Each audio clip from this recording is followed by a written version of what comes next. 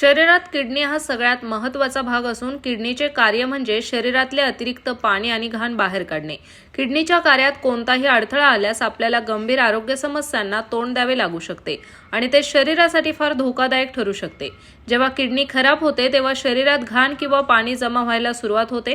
परिणामी high BP, हाडांच्या समस्या, लघवीतून रक्त येणे अशी गंभीर लक्षणे दिसू लागतात। त्यावर वेळेत उपचार केले नाही तर किडनी फेल होण्याची शक्यता असते।